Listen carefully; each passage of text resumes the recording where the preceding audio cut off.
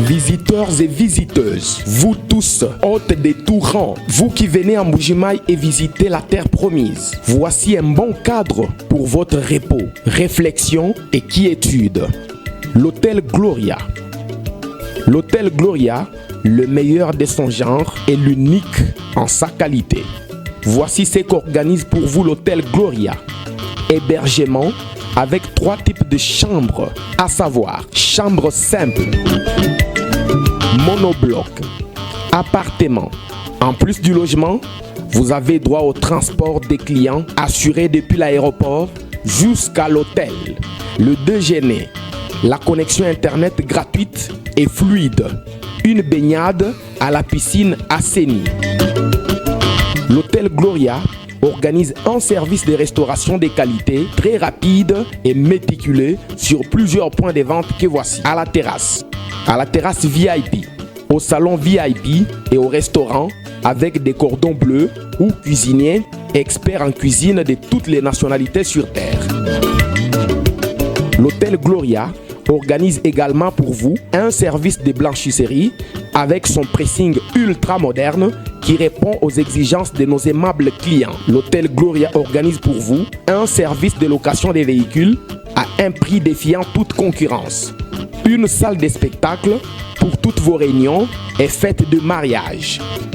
Passer un séjour à l'hôtel Gloria, c'est se donner la chance de vivre très longtemps sur Terre car les meilleures conditions de vie contribuent à la longue durée de vie sur Terre. L'hôtel Gloria est situé au numéro 71, quartier Kachala-Bonzola, dans la commune minière de la Kanchi. L'hôtel Gloria vous offre une occasion de vous amuser et vous détendre dans une boîte de nuit incomparable pour ceux qui veulent danser et se défouler. L'hôtel Gloria, c'est le meilleur de sa série. L'hôtel Gloria, c'est l'avant-goût du paradis. Bouyei malamu na Sara, application ya Afriland First Bank et sali na téléphone. Salela misolo na yo na tango nyonso lingi. Na Sara Banking, ezande bank na chombo na yo. Tinda mbongo na yo na bokengeli nyonso ata ofandi na ndako. Consultez solde na yo, landela ba crédit na yo, sala ba virement bancaire, senga cheke na yo, topé tuna motuna pona kokoso ya lolenge nyonso. Elongo na Sara Mani, biso nyonso tokoti masolo ya bank na chombo na pete nyonso. Afriland First Bank a komiseli biso li benga na ye na téléphone. Ata oza na compte bancaire te, salela mbongo na yo na téléphone na yo na kimia nyonso. Na lisungi ya Sara Mani, okoki kotinda pe kozwa misolo, kosomba crédit na yo ya communication, kofuta mbongo ya biloko sombi, tembe sili. Kende na lombango ko télécharger application na yo Sara ya Bank Afriland na Google Play to App Store. Pe kimambango na agence Afriland o ezwami pene sika ofandi po ba activele yo Sara. Sara, Bank Nabiso et Longo Nabiso Bipai Binso. Afriland First Bank. Vous avez des difficultés à trouver un véhicule qui convient à votre budget? BeForward, avec un stock de plus de 80 000 véhicules en ligne, vous offre un large choix au prix le moins cher du marché. BeForward assure une livraison rapide et sécurisée à nos clients de la RD Congo. Il vous suffit de commander et nous chargeons du reste. Alors passez votre commande dès maintenant sur www.beforward.jp et recevez votre véhicule à la frontière la plus proche de votre région. BeForward, keep moving forward, keep smiling. Mbote Nabino, Balandi Abosolo na politique officielle Miss Yalingala et Bandi. Merci pour la confiance, merci pour la fidélité. Bon mon message non, bozali bosso ba TV Nabino, bozali bosso ba téléphone. Posana ba tumso bazola na mission na téléphone, mogo me baza ebele bazola na msupe baza na ordinateur. Topé Sibino Mbote, bola na mission na YouTube à travers Bosolo na politique officielle. Compte YouTube na mission ngwana, mais bogo kenepe na site web bosolo.cd, bo continuer kotanga, botala article les ali publier tout le jour en temps réel par rapport à l'actualité en général. Bozala poto na lingi bino mingi na diaspora na lingi bino mingi mais mingi pe bozala intérieur na bosanité bato ya Bunya place motema na ngai za kovanda mikolo nyonso Bunya Ituri Beni bato bazana Bukavu na lingi bino mingi bozana Masisi bozana Virunga na park na pesi bino mbote bato bazana Mbandaka na Isiro na Congo Central na Mangai City na Kwango na pesi bino mbote bato ya Bandundu na lingi bino mingi Kasai na bosani binote. Très bien. Lelo na Tongo, l'actualité n'a pas tellement évolué. Impatience, il y a peuple congolais en général par rapport au gouvernement et à Samba Lukonde. Président de la République, Fachi, alobaki na biso awa bato batungise mingi te, c'est-à-dire kisalume banda wana ba déclaration chef de l'État, mais kisala ngo ezo banda te tilelo. Je me demande Fachi ti okataki libala na FCC urgence ya kokata ngo ezalaki, soki urgence ya kokata ngo ezalaki, pourquoi gouvernement musu ezokota te? Parce qu'il fallait quitter d'un gouvernement à un autre. Okati libala ya yo na bato FCC, osali ba consultation, au nommé informateur Bahati Lukwebo président du Sénat lelo, to récupérer premier ministre à Komi, mais il est là 3 mois qui salu zo bandate. Au-delà de la promesse où tu as coupé ça, qu'on a dit Fongola, président de la République, paraît-il Fongola au Bongsa Congo, et ça a côté à Kinko, les pêcheurs, bango bazoka ma président Moni Fongola, bango bavanda gana bamona raté. Mais le reste là, il y a rien. Nous sommes impatients, gouvernement et banda. Je l'avais dit na poto, ceux qui m'ont commis président de la République, ils ont le gouvernement là en même temps. Alors la première ministre, mais ce n'est pas le cas avec nous. Donc nous devons attendre 3 mois, 4 mois, 6 mois. Comme la jurisprudence. La Belgique a passé 500 mois. Les gens donnent des juristes. Il ne faut pas corriger une erreur par une autre. Nous n'avons pas les mêmes réalités. Pays où ils ont Koufa. Il y a une urgence. Il faut que le gouvernement Moussa Liban. 6 mois, 7 mois, Belgique peut bazanga battre. Bozo copier ma B pour se justifier. Faut jamais corriger une erreur par une autre. Nous voulons le gouvernement en urgence. C'est une urgence. Ba dossier za ibele faut gouvernement ibima. Et j'espère que na retour et chef de l'État a koyo kambele ba congolais ba o baza kozela pote abimisa gouvernement. Lelo na Tongo, on va parler dossier Zando, on va parler Moamba, on va parler un peu Makamwa Noël Tchani. Docteur, proposition na yo et sali moi makelele, ils ont continué comme ça la buzz na minute et créez-moi guerre, hein, moi une guerre entre bande comme sous ya IDPS pour ne pas parler bangonion so bande kundambo ya IDPS ba o ba komona ke Katumbi Mutazo freiner gouvernement. Nous avons des informations, on donnera ces informations ici. De l'autre côté aussi bande kwa Katumbi Moïse Azali président ya ensemble ba ko kebisape bande kwa IDPS moi guerre mo salami. Mais nous ne voulons pas ces débats de caniveau, un débat stérile où on n'a absolument rien. Il faut tout ça, le débat intellectuel et Gotinda Makambo et Kenda Liboso. Matete. Gentilin Gobila Nazaragi na émission na ye na tuni moi ba question ba gestion ba commune. Na kansaka ke azalaka na azala mbongo moko ya budget ndenga na yebaka tango memaka chef de l'État na bandalungu ake ke budget moko ezalaka pona Kinbo Peto. Mais quand on a parlé avec le FCNA Kinbo Peto ezalaka na budget te. Ezalaka état d'esprit. Même ngamo na gi surpris parce que contrairement na makambo na mona na bandeli. Il nous a parlé de ça, les solo azan de contrat to monina nute. On va essayer de tout prendre un peu, mais Matete dans un état délabrement très avancé. Matete ça parmi ba commune ya Kalao Mundela Tonga, mais ce que on yango lelo ndenge zaleli o ka pasi nzela na Matete zalité. Matete wana bon na koloba na na lobité. Mais ça sonyo loba ke na vanda na Matete. O vanda na Matete, Matete wapi? Matete ka moko ya ba edingwe. To Matete mususu pona yango. Nous allons recevoir tout à l'heure Honorable Raphaël Kibuka. Honorable Raphaël Kibuka Azali, député national, il y a Moamba. Azali pe moko ya ba cadre.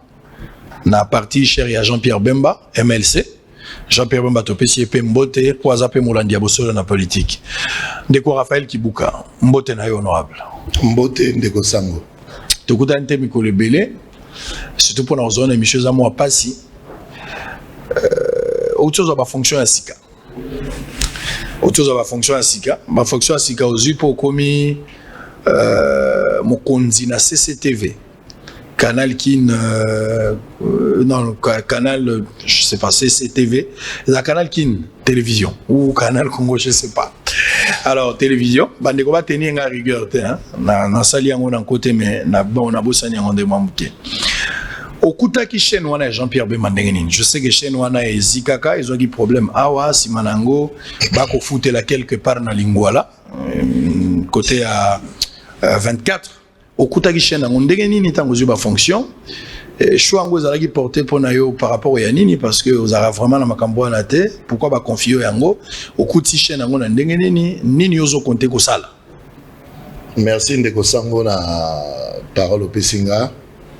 Chaîne Ndengouti Oloba et où tu connaître incendie. Incendie, on a ravagé Nyonso. CCTV, ils ont un plateau, parmi les meilleurs plateaux, il y a Mbokanabiso.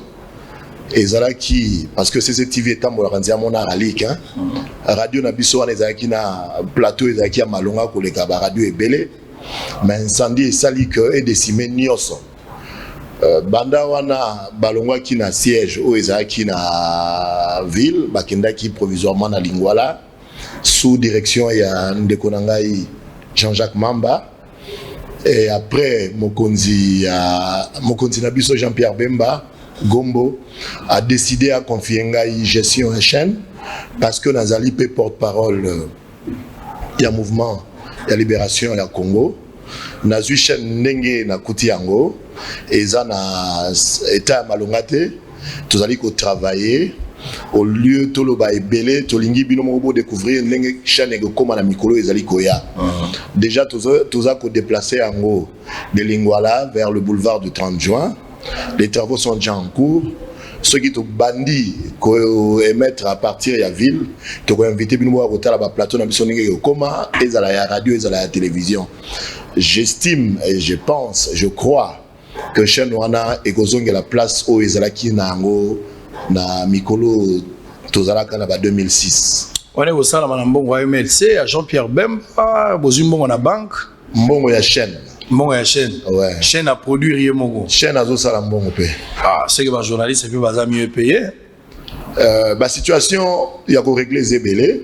Siko tozala na ko kanga ceinture to bongisa mosala outil ya production. Ce qui outil ya production ba ni ko produire. Et ko zongela ba journaliste ba ozala très à l'aise. Ba journaliste bandi manzala mais to bongisa na plateau. Te tozo tambola nzela mo na ko bongisa na ko régler ya bango ba problème. Très bien. Raphaël Kibuka MLC. Boni MLC yo kana ressuscité activité ça va ressusciter Jean-Pierre Bemba vanane na ndako tatati lelo. Apparemment MLC vandi et comme nango Jean-Pierre Bemba yemoronde MLC ba membre baza insulté ba to ba kita ebele et tika nango coquille vide hein? C'est faux. Ce qui Jean-Pierre Bemba za apparemment lui Jean-Pierre Bemba za ga fanda na ndako papa lo ça récupérer ndako en esili hein na boyina kota na ba débat oyozo soulever wana Jean-Pierre Bemba c'est un homme responsable. C'est un opérateur économique qui a l'icolo parmi ba oyo bazali kotanga ma figure de proue na kati ya RDC. C'est aussi un homme d'affaires qui a ses activités où il a prospéré partout dans la République. Il est président du parti, président Oyabiso MLC, où il a Kotambola Malamu, contrairement à Ozali Koloba. Le parti se porte bien depuis un certain temps, lorsqu'à Zongaki na Kinshasa, à Mekaki ko changer ma structure, plutôt, comme un animateur Yassika. Chaque animateur a ça en fonction de sa moussala nae. Et lui est en train d'observer, à un certain moment donné, à quoi évaluer. Il fait son travail, parti aux tournées normales, la fédération, les autres tournées normales, département Nyonso, Biso, secrétaire national, tout ça, ils ont dit que tournée normale. Résultat, il y a parti, bon, on a une élection. Mais IDP c'est toujours visible. IDP c'est toujours visible. Les élections, IDP c'est visible. UDP Sazali Mikolo. Ensemble, la Moïse Katumbi est visible. Azali ko implanté la fédération nae, ko nommé animateur. Il y a Biso et Salamaki déjà. Et lorsque peu Biso to le Kananzela pour mon Biso et Okoma. Donc le parti va bien. Jean-Pierre Bemba Aza très bien. On sent qu'il y a un problème d'argent. Où c'est? Au niveau MLC, parce que tant au moins Jean-Pierre Bemba après Kachonae, on a l'impression qu'il doit refaire sa santé politique, sa santé économique. Mais le parti est en train de sur le bimbo mosaïté. Biso tu vas contribuer non Biso ba cadre comme ba militant. Jean-Pierre Bemba a combien de députés? Tous à 17 les nationaux. 17 pour en faire fonctionner parti. Tous à 17 pour Nanini. Parce que Kambaki biso wana baligalité MLC za la véritablement représenté na élection to kenda ki ba condition to salaki ceux qui to 17 lelo lorsque ba proclamaki ba résultat toaki 22 mais en réalité même le 22 là c'était insuffisant ba kata ki biso ko kata to dali ko subir sort ya politico to boyi yango pe to lingi souté salama na mikoleko ya. Donc parti ezali bien, tous allez évoluer bien, mais que le goya bokozana ba nouvelle, na ba activité à miner no to sala, boye betaka miso bomona que parti à seul sala. Mais ce qu'on avait constaté depuis ba nommé Samba Lukonde, tractation à qui makasi, bah c'est le Jean-Pierre Bemba Zalagi, je pense na Gemena, tant Moïse Katumbi, il me semble, hein, moi je n'ai pas assez d'éléments sur ça, mais il me semble que babando ya avion mo na Moïse Katumbi. Bon, Oui, ils sont venus une Moïse deux fois. Et puis, bah, Oui, et mon anaki on a mis sur et justement ça. Et après, moment, on a constaté silence radio, on a parlé à Jean-Pierre Bemba. Moïse d'ailleurs continue à parler, tout le monde a batour, mais Jean-Pierre Bemba ne dit absolument rien. Jean-Pierre Bemba au sein à moi Sénat, moi primature, mais pimelier primature, côté à Sénat, bazuité, ensemble. Finalement, il a compris que Fayoulou avait raison. Yolandaki, c'est quand Jean-Pierre Bemba a dit que c'est un poste. La tractation politique, couloir. Ah bon, yo zobeta masolo à couloir ou officialité. Mais na kati ya Congo ba rumeur yango ndezaka presque à 80%. Ngai na trampo ya ngai, je ne me fie pas aux rumeurs. To comment quitter officiellement to senga Sénat, to senga primature. Ba tractation à Solé Salamaki, bon monaki pe bandeko ke na présidence, bazali ko garder toujours contact na chef de l'État, na ba parti au Moussou, tout ça na ba on a kati union sacrée. Ba tractation ils ont continué et puis Mikolo Koya gouvernement Gobima, Bisopé to kozala na kati ya gouvernement comme MLC et puis to ça Moussala au peuple azozela. Mais apparemment Jean-Pierre Bemba a sur la réunion sacrée. Comment ça? Nous autres cas etikali mais la conviction pose un sérieux parce que ngana yebi en fait l'homme politique Jean-Pierre Bemba quand il est dans une histoire, Jean-Pierre Bemba a double casquette et kana nous autres maïpe na conviction. Mais il est convaincu. Mais il est convaincu de côté Union Sacrée, pourquoi? Bon, Monaki a outé que nous féliciter le Premier ministre, non le nouveau. À Kendaki, c'est-à-dire qu'il est dedans. Et il compte sur l'Union Sacrée. Soit il est convaincu de côté Union Sacrée, je connais la personne. Je connais la personne. C'est un homme qui est objectif, réfléchi. Lorsqu'il décide de mettre ses pieds quelque part, c'est qu'un dimi en moi, dans mes consciences, bisopé. Député na cadre à parti tondimi en autre côté. Est-ce que vous avez entendu le Fayoulou à la prophète? Vous avez quitté Fayoulou, vous avez une union sacrée et finalement la prophète Yanine. La prophète parce que na configuration union sacrée zanangolelo, ce qui sorti bimi apparemment batunion sur na union sacrée balimba ma ministre. Tout le monde veut être ministre. Non mais c'est impossible. Tout le monde veut avoir des ministres là-bas. Alors, poste les amoukiers, besoin les belé. Je suis en train de me poser la question, vous pouvez la répondre aussi. Est-ce que après nomination, il y a ministre, composition du gouvernement, vous allez publier, Union Sacrée va continuer la unité, toi, ou bien insatisfait, vous allez seul Dieu n'est pas solo aux obétawana. Et après lobby. Bon, agenda caché. Bon, agenda caché. Bon, agenda caché. Vous rassurer que tout le monde ne peut pas devenir ministre. C'est impossible. Déjà, d'après l'information, tu as réduire la taille à gouvernement. Et combien à combien? Est-ce que pour servir l'État, d'après ce que nous avons lu dans la presse, c'est 45? Mais est-ce que tout le monde ne peut que servir dans le gouvernement? Tout le monde doit être ministre pour servir l'État. Bisous dans le Parlement pour servir l'État. Ils vont servir l'État, c'est ce que chef à quartier va servir l'État. Mais si tout le monde veut devenir ministre, et vous avez le gouvernement comme des personnes. Et tout le monde ne sera pas satisfait, ça il faut le dire. Mais ceux qui gouvernent, ils vont céder. Parce que ils vont comprendre que uniquement pour la besoin, il y a besoin de fonction. Quelle était la promesse chef de l'État Pessabino? Tant Bino Boyaki, vous avez promesse ni MLC. Vous avez garantie ni. Bissot a épousé idée à chef de l'État. Il y a que Sangana, il y a que Solola. Il y a que ça en sorte que le régime est géré pendant 18 ans.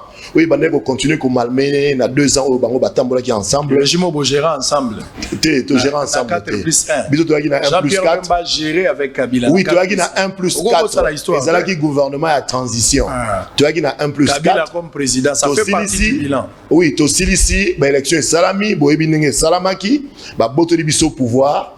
Et puis à diriger Tia Koksi 18 ans. Donc lorsque Bissot a épousé l'idée à chef de l'État, donc Félix Antoine Tshisekedi, tu as adhéré à ma canisinaye parce que il y a Bissot ma canisi. Et ça dit que Tambola, et bandé que Tambola, l'olengena oyaye, tu sangisi yango, tu l'obito sangana ensemble, tu diriger pour la bien-être social, paix, sécurité en Boka. Est-ce que vous n'avez pas Félix Elingolo, vous avez reconnu que c'est Félix qui avait gagné les élections? Parce que, dans la vérité des urnes, on a gagné une fois, tant que Moïse Katumbi a zopé sa nani bateau en commandement et pas Jean-Pierre Bemba même pas l'entremise à maman F Bazaïba, j'ai pris part dans la réunion là. Bozagi na langage moko il y a vérité des urnes. Les logotika Martin Fayoulou Mozitu, les sanga Bozagi na ona vérité des urnes, na la muka boya na union sacrée. Est-ce que Zali met à culpate que nous avons reconnu bien que tard mais nous avons reconnu que c'est Félix qui avait gagné les élections. Dites-moi un peu, est-il normal et logique 2 ans après les élections, tous à la caca le même discours. Non, mais nous avons évolué pour l'intérêt de la nation congolaise. C'est-à-dire, qu'est-ce qu'il faut faire lobby pour Yonanga, Naba o ya biso bandeko bazana bandako bari kotala biso, Naba o bazana ba coin na ba recoin ya république bazala à l'aise. Tina na yango yango na biso to sangani. Masolo ya kala to robeta ngoli souté parce que nous avons évolué, tous ensemble na union sacrée, to lobby to diriger ensemble, lobby na biso ezala malamu. c'est-à-dire Bossambouria qui n'a qu'à là, mais vous avez compris. J'ai bien dit que 2 ans après, Torobeta Souma Solo et les KT. Pourquoi Borobeta l'histoire? L'importance à l'histoire, les alliés corriger les erreurs du passé. Moi, j'étais candidat gouverneur. Vous pensez que ceux qui ont le même discours, on a développé au lendemain de l'élection, normal? La CENI a proclamé qui Moutou. Azali a dirigé ville. Nga il a qui perdant. J'ai continué mon bonhomme de chemin. Je ne peux plus revenir. Lego Raphaël, pour le bio perdant. Vous avez reconnu l'échec. Ouais. Avez-vous reconnu également que Fayoulou n'avait pas gagné les élections? Voilà pourquoi il n'y a pas Félix Tshisekedi. Non. Écoutez, le chef de l'État, Oyo Seni a proclamé, comme on a eu Félix Antoine Tshisekedi. C'est celui qui a le pouvoir. Je ne peux plus venir remettre cela en cause. Naza d'abord juriste Ebi, Naza avocat. Oyo cour constitutionnel a proclamé, Naza ko débattre sur Yangote. Naza ko épiloguer sur Yangote. Par principe, étant avocat. Donc le chef de l'État, c'est Félix Antoine Tshisekedi. C'est celui qui est en train de diriger le pays. C'est lui qui a appelé ses frères pour se joindre à lui. Tout ça la union sacrée. Tout ça l'union sacrée. Tout ça l'union tambola pour l'objet de Zalabi. Très bien, on va revenir. Le chef de l'État, Félix Tshisekedi. Azaki Nakata, Fubota la quand même dengue angweleki mukonzi mboka kenda ikuna. Bayambi Asololi, Péazongi. Je vous laisse suivre quand même cet élément. TVza Radio T. On va se retrouver tout juste après cet élément pour entamer deuxième sujet. On va récupérer discussion, affaire, proposition Noël Chani. On va récupérer ça avant Tokota Moamba, Tokota Zando. À l'image, précieux, Sakana Nanzoto. Tant que tu as Lubumbashi, tu as précieux ou appuyé. Wapi précieux. Où est précieux? Papa, moi, mon cola, mon gabi, monsieur Israël, bonjour. Est-ce que je peux voir précieux? Je peux voir précieux. Elle me disait pourquoi? Je suis Sangwabi. Oui, je te connais, mais est-ce que je peux voir précieux? Tata-moi, Moukolo. Elle me disait pourquoi? Tu sais que tu parles tellement bien de ce monsieur-là, précieux. Dans la guise, papa, là, précieux. Papa, son nimata, oh, nyosoka précieux, vieille. Précieux, nyosoka kaye, nanzoto. 50 kilos, mais il peut renverser la terre. Alors, on va suivre en image. On se retrouve tout juste après. Je suis sur ce plateau avec honorable Raphaël Kibuka. À tout à l'heure.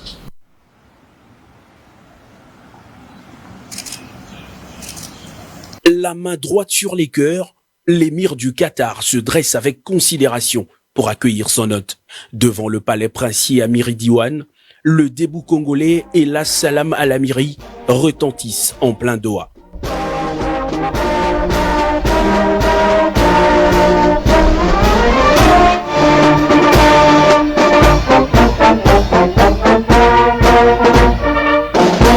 Les hymnes exécutés, le président Félix-Antoine Tshisekedi, conduit au pas par l'émir Cheikh Tamim Ben Hamad, passe les troupes d'honneur en revue avant de rejoindre le salon privé de l'émir. Les deux personnalités vont alors tenir une séance de travail avec leurs experts avant de s'entretenir en aparté. Après le tête-à-tête de près d'1 heure, le président de la République démocratique du Congo et l'émir du Qatar vont assister à une série de signatures d'accords historiques pour les deux pays. Il s'agit d'un accord général de coopération économique, commerciale et technique entre la RDC et le Qatar qui vise à garantir la sécurité et la protection des investissements massifs qui vont être effectués. Sur cet accord, les deux pays y adossent une convention pour éviter la double imposition de revenus, prérequis pour un traitement fiscal attractif des investissements.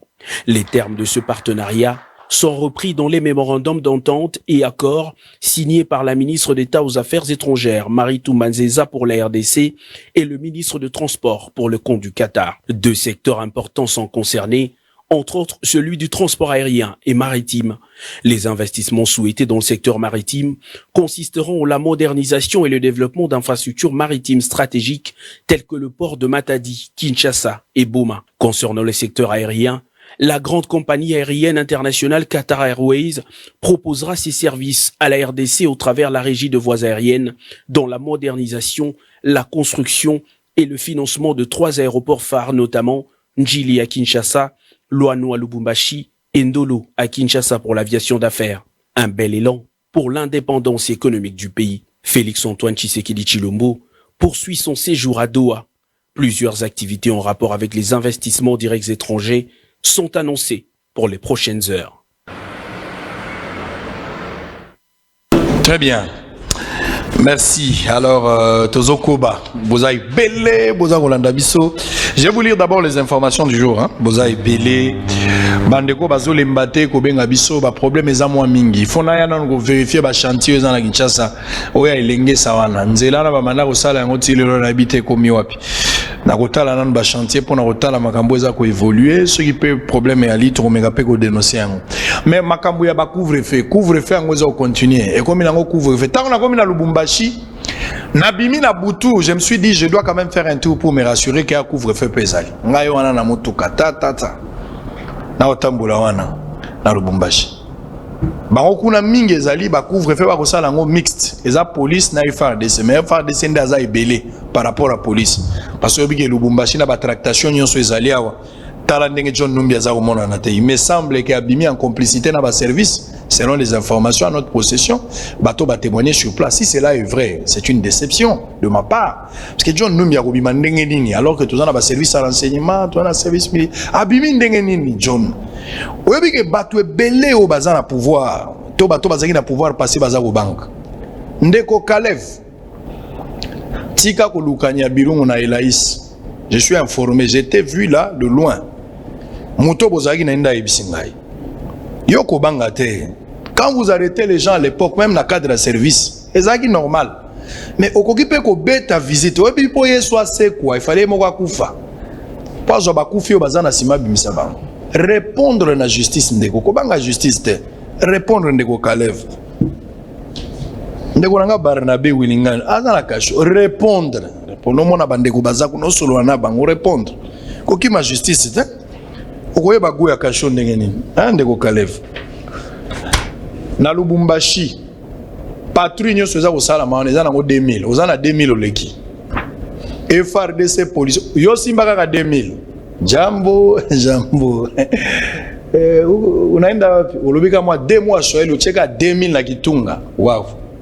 Donc rebelle à Kolegana Munduki na Lubumbashi, vous devez veiller à ça. Moi-même, je dis des choses vérifiables parce que je viens de Lubumbashi. Natambola qui na Boutou, j'ai vu partout je suis passé aux moi 2000 au Lekinayo. Je vous donne les informations du jour. Ah, on a Kinshasa, il faut même pas dire parce que ce au na Boutou, moto ne soit au zo pesa 500 francs congolais. Ba policier bazo zwapena na molongo. Yo pesi na noté. Yo pesi na noté bazako. Zezo mona makambo na zo beza vérifiable. Bima na Boutou, au mona na ba barrière ndenge bato zo pesa 1000 francs 2000. Lubumbashi ndé moins cher 2000 mais 500 000 et so vide na okop.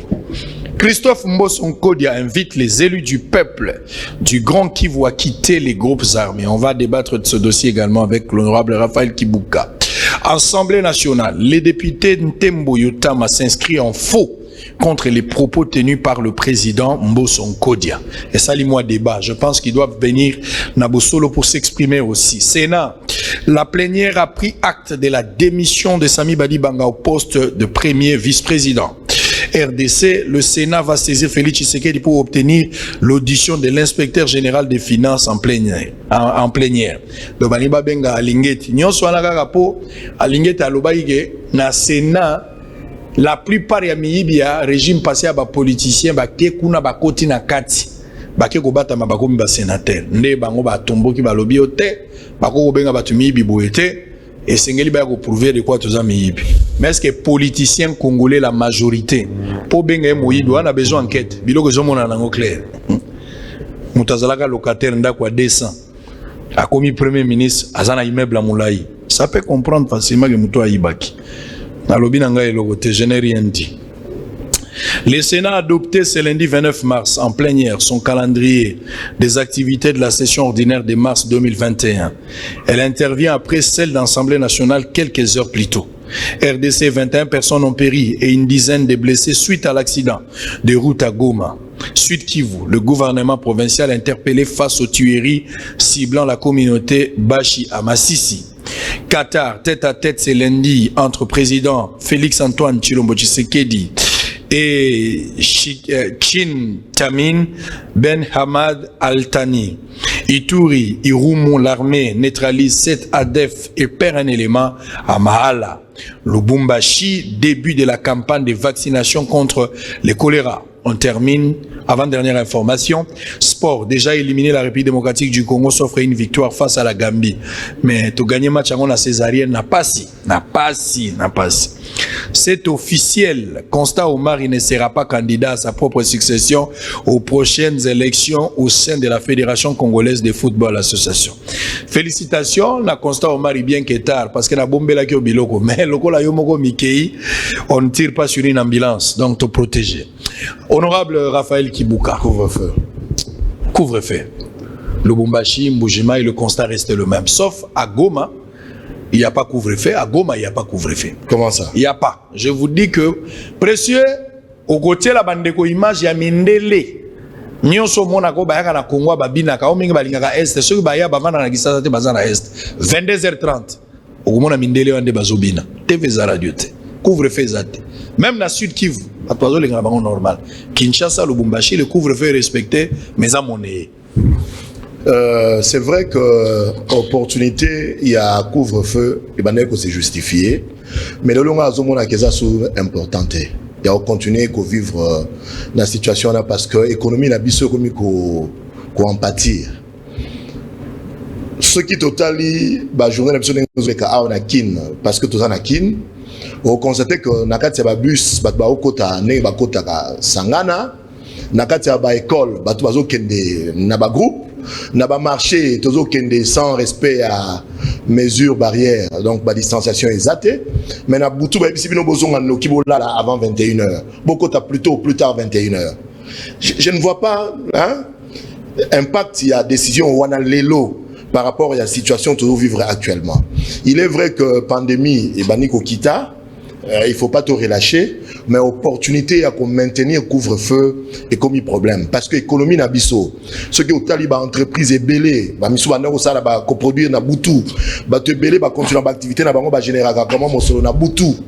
Mais les lobos bah ça l'ango sauter parce que bah ça contraint à respecter les décisions en chef. Moi je veux ici en appeler na bon sens il y a chef de l'État à interroger bah task force au Bazali ko gérer situation il y a Covid à solo la peine groupe il y a docteur Mouyembe pour que batala de quelle manière on peut lever ba mesure au bruit parce que Kokosong en a biso 21h 6h et ça l'impact tena haut tout à dire vivre pendant la journée. Très bien. Mais constat au sali à Comoneye, il est vrai, tout le monde partout. Il m'arrive aussi de retourner après 21h.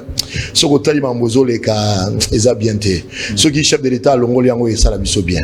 Bozo exposé par policier parce que on va filmer ces histoires, surtout l'élection on a TV et on voit image à police. N'a pas image, mais moi on a diffusé en gozate parce que il y a le droit à la police au yabiso. N'a ko battre la yango, mais na sengi bino bolongo la couvre-feu. Soit bo pesa ba policier mbongo na bango. Po soko tali ba barrière ba policier bazocha wana za ba barricades hein. Mutu mzo cha pena na moni mutu mzo ache charua oyo ya omoni kitungo ya ba supermarché. Na metuli ngabi basali supermarché na kati ya boulevard na butubo nzoke za charua musi soki chario wana mutazu mwa chario azokumunga oyo si na musika pina na beti nga supermarché mamo ya uti nzoka policier mutazo ya nango akeko somba biloko te azo barika koto musuba kamati ba pusu penza ya pusu batu batie na kati ezo sala biso soni so ito laxi ba image wana bokomona lokola tozo finga police mais pona ko batela la police boko laxi mais to sengi bolongola yango bato bazongela na bango vie normale po ba boîte belé zo sala nango ego sala nango uenze to ke deka ndenge to kenda honorable sali constat yo pozo la na biso sala bus tozo mata ba taxi la voie publique tozo tambola na moni relâchement obi ba la tasu masque te la tête bato ba la tête de comme nango normal ba mariage zongi nango ba matanga je pense que police pas comme limité Parce qu'il y a aussi un problème, il y a motivation. S'il faut dire que cette police-là aussi ne reçoit absolument rien. La motivation, elle couvre-feu, on a vérifié. La police n'a pas reçu quelque chose où ils ont permis à la police. On va commander à l'Onguenanzela. Et tu as plus d'éléments. Éléments, ils ont Kiongozi. Soit Kati Wabi Kiongozi. Bisobana na yoko tika biso ndenge nini. Police a le bien zoliate. C'est qu'on a banyama. Ça la teste, papa. Très bien. Alors on va récupérer dossier Mbosso. Ozali moponami ya peuple. Lobby na makita na bino bosaka kuna za mosalo biso to pesa bino kwa bapono. En effet. Boko mikuna président ya bino Mbosso a lobby guerre ya est ezali c'est une réalité ngala utaki Kivu na uti Goma na kindaki Beni kuna batu pena ba kokufeza ya solo ezali solo te. Mokonza mboka période mo alobaka que batu ba tirer ba ficelle mingi za bana mboka pe bana kati. Bato musu bamona ki fala pointer Rwanda, matikala ko pointer Rwanda te. Mbosso azongi presque la même logique. À pointer Rwanda te, mais à côté quelques collègues non députés. Ba députés wana ba se séparer na ba groupes armés pour selon analyse auto là tout temps na kata discours wana c'est comme si ba députés nde bato baza ko alimenter ba groupes armés ba financer ka bango baza na intérêt mo ba tira na kati. Bato musu bamoni ba propos na maladroit, cruel à ko ko ba boité lecture nos amis. Le président Mbosso, na niveau Azali, il ne peut pas débiter à propos à moni élémenté. Donc pour Aloba, il faut vraiment rassurer. Azala information, peut-être na service. Ce qui est vrai, na Est, le jour où on a eu chef de l'État lobby que tireur et ficelle, ils ont Congolais, on a un peu choqué. Mais qu'on va dans la baninga ou ya est na parlement qu'on solo la na baninga qu'on a information na baninga ou bazana armée j'ai compris que baza bango mi balé ou na ba konzola mi balé ils ont la chef de l'état ils ont la président ya biso assemblée nationale bazana raison à robeta masolo wana parmi biso na kati ya assemblée nationale ils ont la bateau bazo rouler pour na makambo ezo sala makuna. Et ça, quand les députés nationaux, les politiciens, ils ont qualité de députés nationaux, ils ont sénateurs, ils ont armée, ils ont opérateurs économiques, comme ici, l'Iwa ya Baninga, Nabiso, Congolais, le fonds de commerce. Ils ont la Maboumuna Bango. Ils ont Tonga Bandaku, ils ont investir ailleurs, ils ont générer des millions.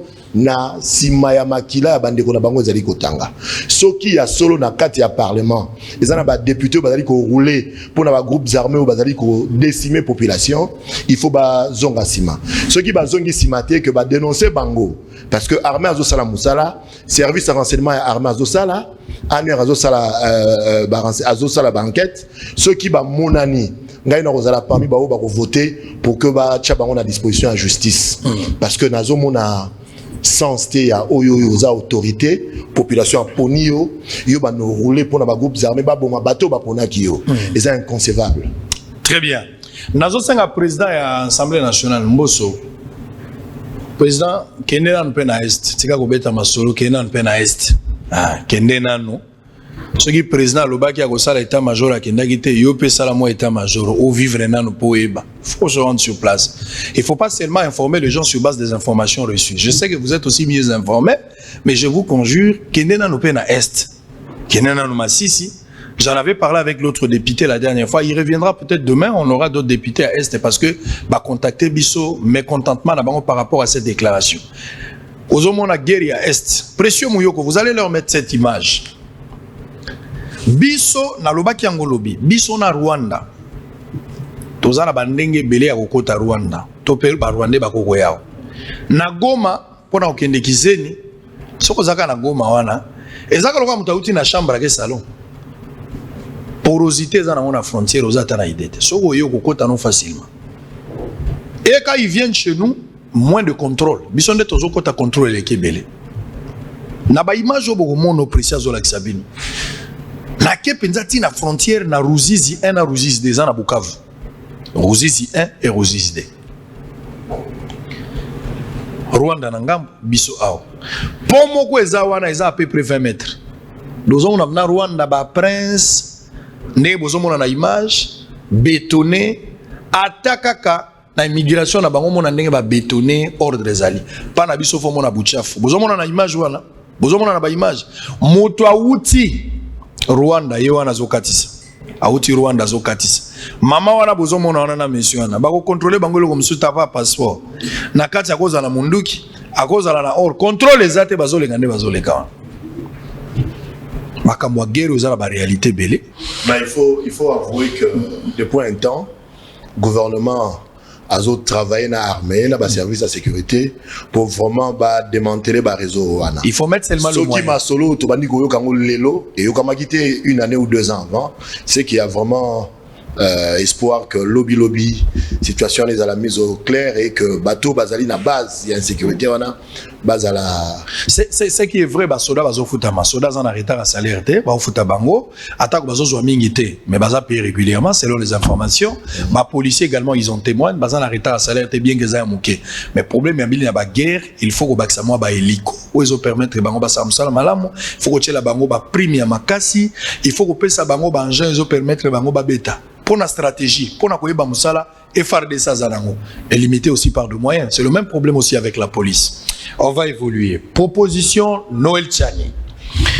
Noël Tchani, à lobby, il faut verrouiller l'accès à la présidence pour réserver un kaka na ba compatriotes ou ba botami na tata na mama ba congolais. Bato mususu te. Yo en tant que moponami ya peuple. Au moni makanisi à Noël Tchani discriminatoire, séparatiste, ou bien Zali un discours valable, surtout que toujours le recensement qui est congolais qui ne l'est pas. Réaction là. Bah propos à Noël Tchani est surprenant kingai. Lorsque moi j'étais candidat gouverneur, na Luka qui pour appeler Sangai livre à comment plan Marshall pour nous sauver RDC. Nakati a développé comment est-ce que la province doit être Tambola pour et Kendeliboso. C'est quelqu'un que j'apprécie beaucoup.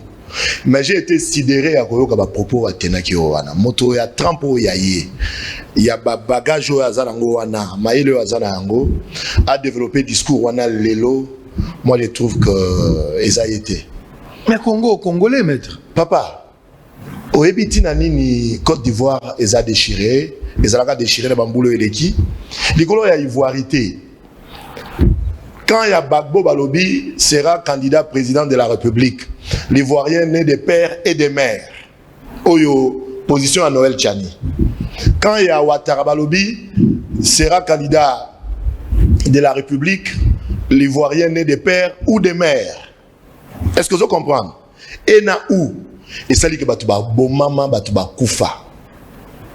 Tout le monde est déjà ba dégâts sali kuna. Pourquoi est-ce que tu crois qu'on a importé ma BO et sali déjà ba dégâts dans Mboka na biso? Est-ce que tout ça est-ce que tout ça a problème d'infiltration dans beaucoup? Nous ne pouvons pas admettre. Non maître, s'il vous plaît, s'il vous plaît. Oui. Tu crois qu'on peut ça étranger à diriger Mbogoté? Nani aza étranger.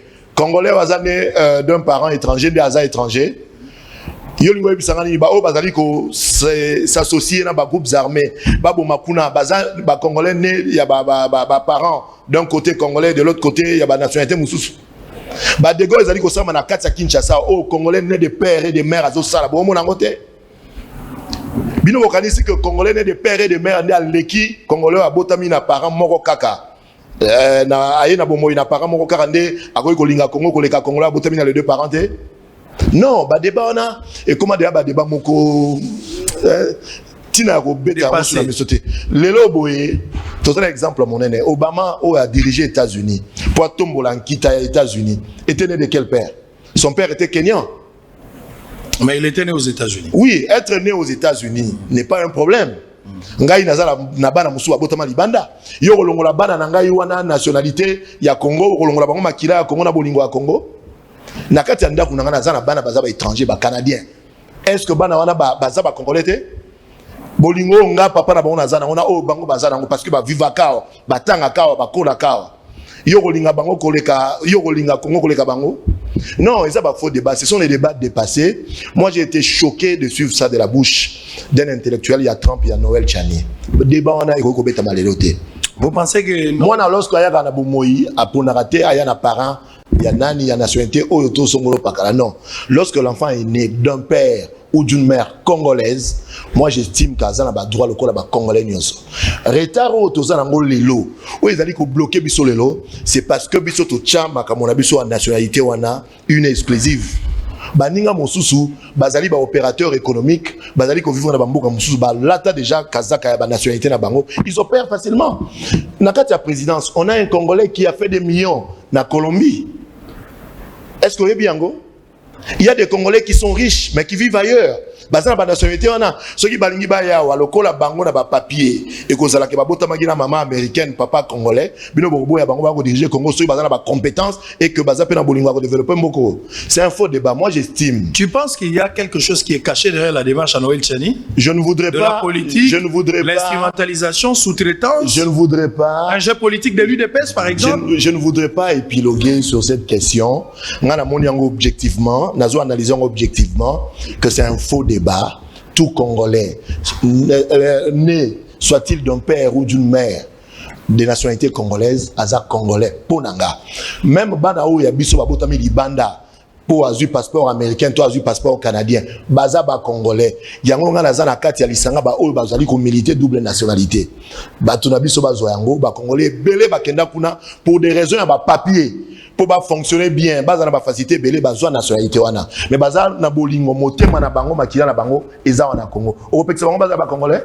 Ceux qui ba kenda ki na ba parcours na bango ba boti bana na bango na ba américaine, na ba française, na ba belge. Bana wana baza na droit ko ya ko sala mosala wate, ya ko postuler au motif que Tchani a lobby. Non, ça c'est un faux débat. Moi je suis contre ces débats. Vous avez analyse na yo to la constitution. Ezali analyse na ngai. Alors que dit la constitution pour ça mon pona. Constitution lelo ti lelo o échange amate ezali, ngola que la nationalité est une congolaise plutôt et une indivisible. Ce que za congolais ko tika la congolais. Ce que changer nationalité mususu o za sous congolais. C'est ce que dit la constitution. Mais biso to ali ba oyo to ali ko kanisa que lobby na ba projet de loi to kotisi lobby congolais oyo abotami d'un parent congolais d'origine. Ce qui a 5 nationalités, tout peut ça y. Ce qui a 2 nationalités, tout peut si. Il y a des gens qui ont 3-4 nationalités. Il y a 4 passeports.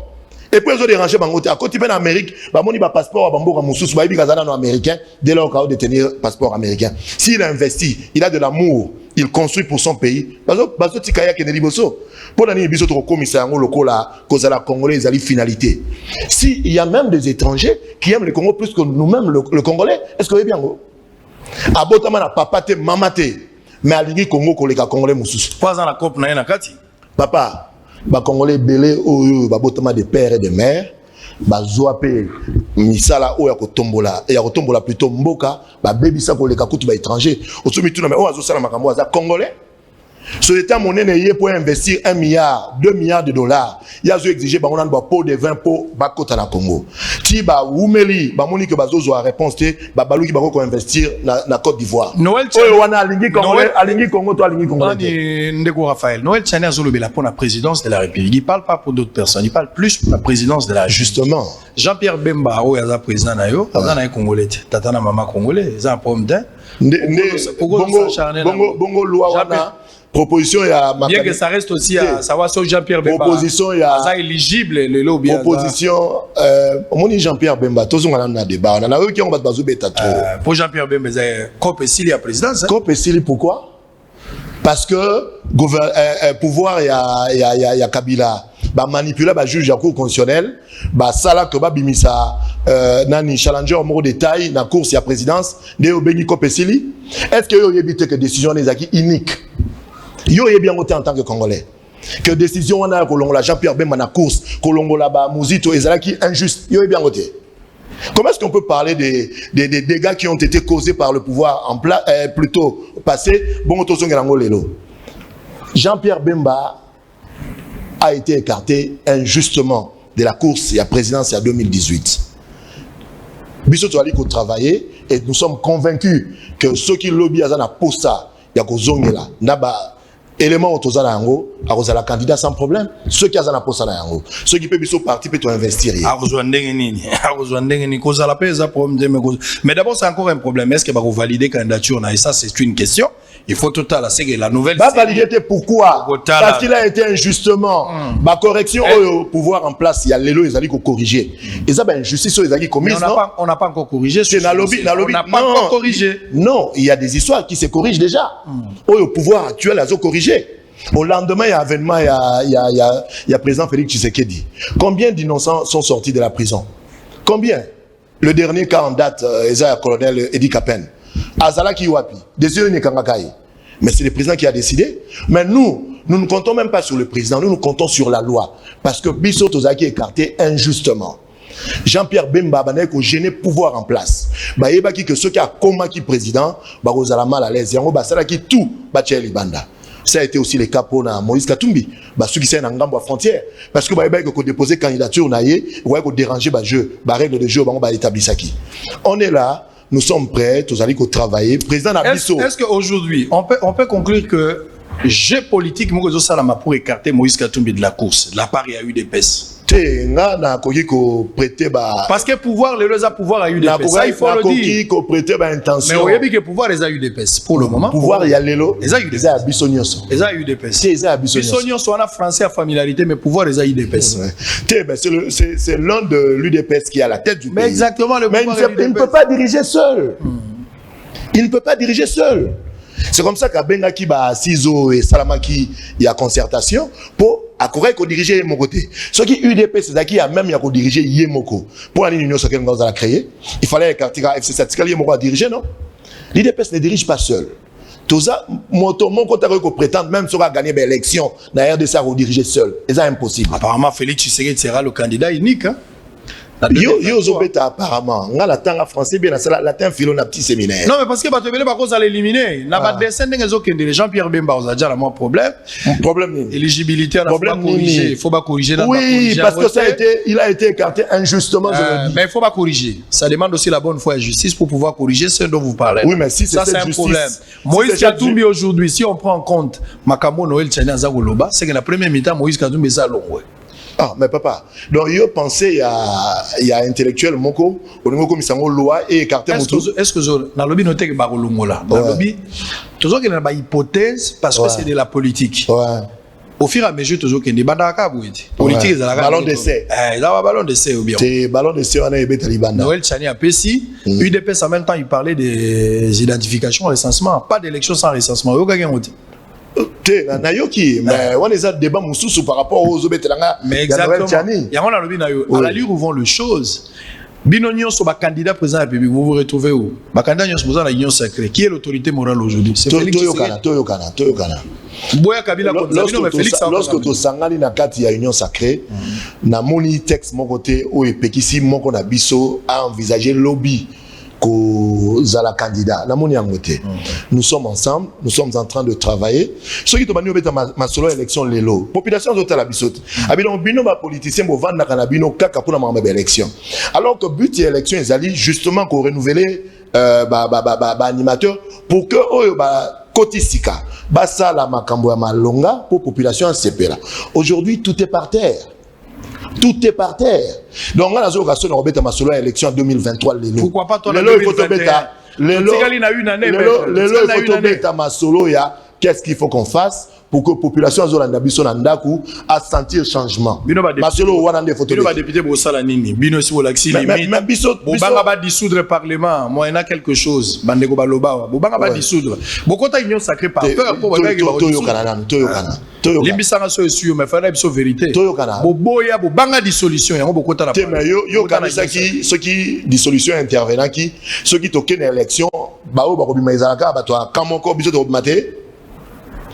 Bateau bazo kanisa ba conserver qui dissolution ne bango ba kozala ba compléter les 500 sièges à l'Assemblée ils ont aux côté vous pensez à cela non to banga quitté on n'a pas non plus monnayé kotika na biso tina 2023 pour na ko banga non le parlement boni netinga par conviction na kena parlement pour na défendre population na kenda te pour na ba calcul aux obengana politiciens ngana kenda pour na yangote biso to keyi pour to saila mboka na biso mosala na suka bango ba ko évaluer mosala to ko sala et puis ba ko tala so ba ko renouveler confiance na biso ou bien non. Moi je n'ai pas pour profession député national la dara mosala o e sala ka que nazala kibuka oyo yebi ndena mosala ndemte sali que ngai na koma lelo député national. Donc ba oyo ba koyoka pasi makasi ba oyo ba viva kaka pona ba poste ba on ba koyoka pasi ce qui lobby bazalité to lobby population boy ko pesa bango ko renouveler bango plutôt confiance. Nous sommes allés pour te travailler parcours obiso to ko sala photo tika ba trace ce qui to tiki ba trace té lobby population retourne à biso tina na biso ngwana ngama solo ya 2023 sonia robeta ngo sikoyo parce qu'il y a de temps la population est impatiente ya komona ba changement gouvernement ils ont oumela ba mebele zo tambola tout stagne. Pourquoi gouvernement ils ont oumela?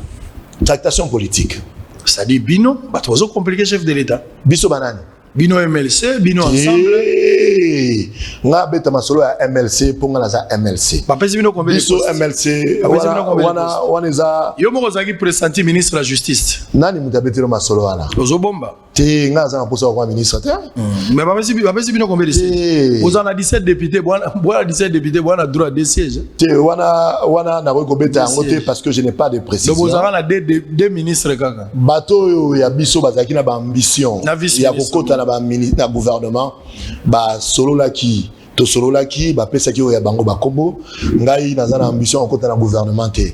Je préfère rester nano député national, je préfère gérer mon cabinet, je préfère faire autre chose nga ba ambition ngeza ailleurs. Très bien. Pour dévoiler ngoso ngi koki na posa kwa ministre. Alors on va revenir pour continuer. Raphaël Kibuka est notre invité.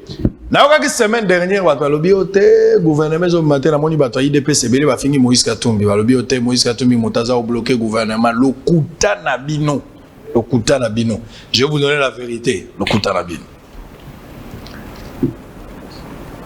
Président de la République na premier ministre actuel Sama Lukonde baro moko batie seuil balobi pour moto abima ministre il faut basangisa 8 députés oyo azotala motango ya ministre moko donc soza na 8 députés bapesi yo ministre moko boyokaki matata entre Steve Mbikai na ndeko Bahati Lukwebo président Sénat c'est autour de ça non Steve Mbikai alobi président Bahati azotalisa bitala ozana ba député combien nombre ba députés ba repesa yo Moïse Katumbi a 70 députés ou 71 ça dit Moïse Katumbi na format ya 8 so beti boke da 73 donc automatiquement il faut avoir 8 députés na vice moko.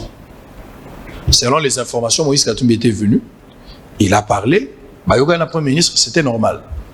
Vous en a 70 na yo, 8 no bazali, na mwana no moko ali kinda ba okatele pembeni vice à Rosal. Moïse Katumbi est parti. L'IDPS n'a que quarantaine, c'est-à-dire l'IDPS doit avoir 5 ministres. Na fourchette wana neza. Biso ba to établir au déjà parlement. Moïse Katumbi revient encore. Quand il revient à voyage à Soukawa, avec Okutana, dans de Gossama Alcon, il a changé sous. Babis était aux 5 ministres. Nous avons 5 ministres sur base de quoi? Alors que calcul est simple. N'a pas nombre de députés, nous avons 70, là il faut nazo. Mais les gens qui n'ont pas compris la leçon, oh Moïse Katumbi a bloqué. Oui papa. Ba institution yo so Moïse Katumbi a le côté avant de n'a pas député. Lichete, liliete. Vous avez bana mouké, vous avez mouké. Vous avez bana ebele, vous avez mouké. Entre lui de pes, na ensemble à Moïse, ensemble à Moïse avec la député, yende il faut zoa, ba ministère ebele par rapport à IDPS. Israël, Torofinga, oui, faites-le, mais c'est ça la vérité. Je vous ai dit la vérité. Je vous ai dit la vérité. Respect à parole, paix, il faut zalak. Respect à parole, il faut zalak. Oui, député, ministère Moko. Moïse en a 70. Il faut avoir 8 et demi. Parce qu'il y a 71, 8 et demi. Il dépasse dans les 40, 8 fois 5, il y a 5. Tant que vous inversez, il dépasse avoir 8. J'ai suivi Nazuma Lobande Augustin Kabouya, tous les 8 ministères, alors que le candidat Baza est belé. Donc c'est l'inverse. Place Matat et Vanda qui est en. Mais j'ai été surpris, je vous donne maintenant la parole avant de prendre un élément. Ndeko Augustin Kabouya. Il y a un casse dans ma matinée politique, il y a un frère dans l'église, il y a un casse dans ma matinée politique. Nzamba pas bolo mwana nzamba, na pesi mbote. Augustin Kabouya lobby président de la République, ne sa signera ne gouvernement.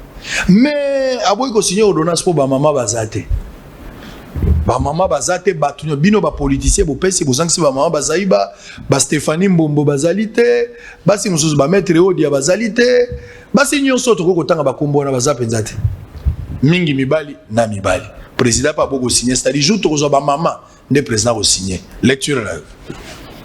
Et ça va propos tenu par CGAI. Il y a parti Mounene. Il y a eu des pèses. Parti Mounene. Parti au pouvoir. Nakolobani neza point de vue il y a Bimisi. Après c'est secret. Ayebi tinani nazolo bayango. Mais moi je ne connais rien de cette question. Nayebi que population comme impatiente. Azali causer la gouvernement bima parce que tout est paralysé. Soki Mokonzi Yamboka a sali en sorte que le gouvernement Manoki bandeko ba okota gouvernement na mosala et go sala bien et soulager population parce que population c'est la résultat ba débat na basi mibali nga na mona ngote pour na ngai moto ba ko tchana mosala o aza même ya ko produire a sala mosala bientôt respecter trop pesa za la moi citoyen za mobile. On récupère succession Tchamalenge, ba déguerpir bango sans avertissement, la parcelle située sur l'avenue Mbujimai, numéro 1 et 3 bus, bazo réclamer les réinstallations conformément à l'état des droits prôné par le chef de l'État Félix Antoine Tshilombo Tshisekedi. Et puis on va prendre descente sur terrain. Il y a honorable Paul Tshilombo, zaki matinée politique, c'était à Tchangu. Azaki na base na ye Tshilombo wetu mobali ya Tina Mouvaro Lina pardon mobali ya Lina Mouvaro na pesi mbote Lina Mouvaro cousine na ngai Lina wa mam merci. On suit en image toza kozonga comme ça tokota siko botala na la kisabino matete soko tali matete okoyoka pasi ndenge matete za na ndenge ya lelo so moni matete kolela. Suivant en image on se retrouve après avec l'honorable Raphaël Kibuka, tout récupéré Matete Moamba, et puis on va prendre aussi le dossier Zando avant de terminer. À tout à l'heure. Le feuilleton de la concession Tchamalenge sur l'avenue Mbujimai, numéro 1 et numéro 3 bis, dans la commune de la Gombe, dans la ville-province de Kinshasa, est loin de se terminer. Après 6 mois d'attente du verdict sur les dossiers de leurs parcelles achetées par des individus à l'insu de son propriétaire, les acheteurs étaient allés au tribunal pour obtenir un jugement pour le déguerpir, chose faite sans que M. Tchamalenge, de son vivant, ne soit notifié. Cette situation avait même occasionné sa mort brutale. Quelques temps plus tard, après étude approfondie de cette affaire, l'inspectorat des services judiciaires va les rétablir dans leurs droits au début de cette année.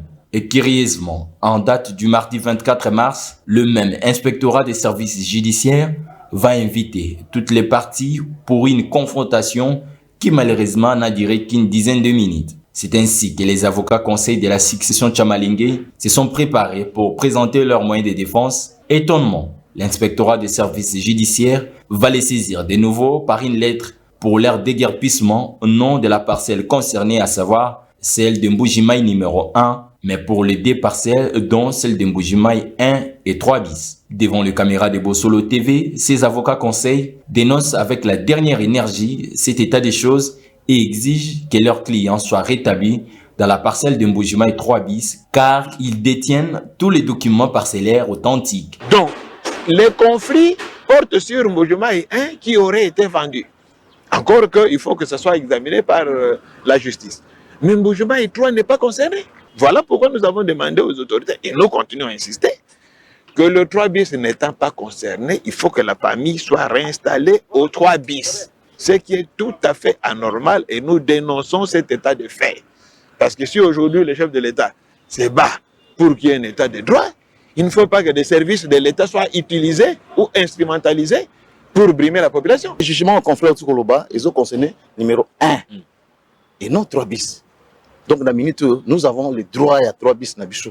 Les héritiers du défunt M. Tchamalenge ne demandent qu'une chose, que la justice soit faite, car, disent-ils, nous sommes en pleine période de l'état des droits prôné par le chef de l'État Félix Tshisekedi. Konzaboka yemoko lokola yemoko état de droit bitumba eza yazo mené biso pe lelo toko eza bitumba na biso mais lelo toko mi ko comprendre que avec ces groupe ya ba mafia o ba indien basi bakota ki ndengo ngesengeli ye abanda komila kisa pour alaxer que réellement le peuple d'abord ba kondi fa basa na musanga bango ce que le chef de l'État prôné état de droit bato ba sa na justice il faut ba aider mais ba ko koye ba un certain voleur té bah, il y a bien des années, puis il continue à retirer en liberté. Ça veut dire quoi?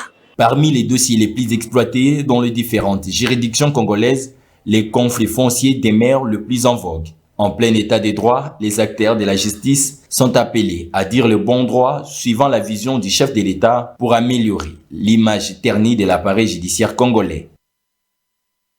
Dans le cadre de la clôture du mois de mars, mois dédié aux droits de la femme, Madame Stéphanie Mbombo, présidente du Cercle de réformateurs intégrés du Congo, CRIC en sigle, a assisté à une conférence le samedi dernier à Barumbu avec les femmes des dynamiques du réveil patriotique, DRP en sigle, parti cher du président Aristote Mampouya. Au cours de cette conférence, la présidente du CRIC a sensibilisé les femmes sur la prise de conscience de la pandémie à coronavirus qui a touché l'économie mondiale. Elle a fait appel à toutes les femmes de mettre en place une politique de commerce de proximité pour assurer la survie des familles en cette période de Covid-19. Ensuite, Stéphanie Mbombo a procédé à la remise de panne aux femmes de DRP pour clôturer le mois de la femme en bonté. À la fin de la conférence, très satisfaite, Madame Stéphanie Mbombo s'est exprimée en ces termes. To banda ko bongisa économie ya ba quartier na biso ya ba avenue na biso. Pour ceux qui ba kangi gombe awa yo awa na kati ya kalamu yo awa na kati ya ngola okoki pour se débrouiller au vivre na kati ya proximité. Covid peut-être est une société c'est ba valeur ya famille très important maman na banda to ba rasu te tangaka wapi. Bana to ba tende ba lela ka to ta bande ba lia kate. Moi azo lia ba mayo na zaka na téléphone o ta ba faire. Covid de temps que les to apprendre pour de vivre na bana biso ni bali na na kati banda. Donc tout ça na ba Covid o inscrit sur ba valeur humaine et belé na ba valeur essentielle. Donc ba maman faut ba yekola. Ba maman faut ba kota na numérisation et ba commerce na bango. Pour mukolo ba kanga banzela ya centre ville. Maman wana ata na Facebook na ye makala na ya koteka. Ata na Facebook na page na ye na M-Pesa akoba loteka mais soki maman ayebi ko sa ata téléphone to. Akoteka wonde ni akodévelopper.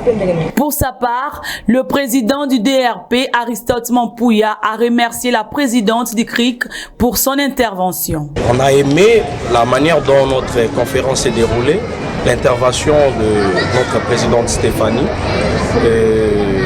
Voilà, dans l'ensemble, c'était très bien passé. Mais on voulait juste dire à la femme congolaise, le Covid nous a appris beaucoup de choses et on doit changer notre manière de vivre afin de pallier prochainement, lorsqu'il y aura encore des vents par rapport à la Covid, que nous soyons prêts, que les mamans soient prêtes à pallier à plusieurs éventifs. Signalant par ailleurs que les femmes du Dynamique, le réveil patriotique, ont remis un cadeau surprise à la présidente du CRIC pour marquer la clôture du mois de la femme.